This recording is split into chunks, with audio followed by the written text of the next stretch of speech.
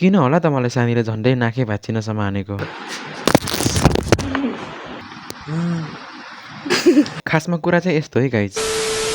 Hello guys, welcome back to my mini vlog. I hope हजुरहरू सन्चै आराम हुनुहुन्छ होला। म पनि एकदम ठिकठाक छु। कहिले पनि नपर्ने यो ठाउँमा आज त खत्रै पानी पर्यो। रातभरि पानी परेर पानी मात्र परे त हुन्थ्यो नि, चट्याङ र चुटिङ गरेर रातभरि डरले सुत्नै पाएन हौ म त। मलाई फेरि लास्ट डर लाग्छ हौ साथीहरू यो चट्याङ देखि त। तपाईँहरूलाई लाग्छ कि लाग्दैन कमेन्ट गर्नु होला है। आज बिहान बिहान सानी र म भएर जान लागेको काममा। हामी चाहिँ बिहान बिहानमा होटलमा काम गर्छौँ कि काम त धेरै हुँदैन, 1-2 घन्टामै सकिन्छ। काम चाहिँ के भन्नुहुन्छ भनेपछि सरसफाई। के गर्नु, काम त जस्तो भए पनि गर्नै पर्यो होइन र। यत्तिकै बस्न भन्दा त बिहान बिहानमा 1-2 घन्टा जति काम गरौँ भनेर कि साथीहरू। सुरुमा त मैले पानीहरू राखेँ, धेरै फोहोर हुन्छ नि त यहाँ। आज त त्यति फोहोर पनि थिएन, राति पानी परेको थियो, त्यही पानीले फोहोर बगाएर होला त्यति फोहोर पनि छैन। बाहिर पानीहरू हालेर सफा गरिसकेपछि अब पालो भित्र सफा गर्ने। भित्र पनि त्यति फोहोर छैन हौ आज त। अरू बेला त भित्र पनि पानी हाल्नु पर्थ्यो, आज त सफा छ, त्यही भएर पानी पनि नहालेको हामीले त। आज त मौसम पनि क्या दामी गरेको छ कि बादलहरू पनि लागेको छ नि त, एकदम राम्रो गरेछ हौ मौसम त आज त। त्यसपछि हामीले काम सकेर रुममा फर्क्यौँ। बिहानमा हल्का नास्ता त गर्नै पर्यो, त्यही भएर खाना लाग्यो हामीले त। सानीले नाकमा यस्तो नराम्रोसँग हानिन् कि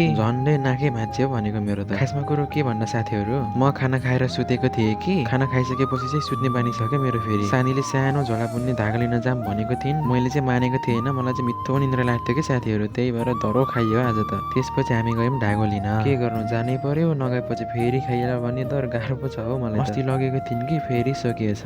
खै के हो के सानो एउटा झोला बुन्छु मोबाइल राख्ने भनेको थिइन्, त्यही भएर के साथीहरू। धागाहरू किनिसकेपछि हामी लाग्यो मेरो कपाल काट्न।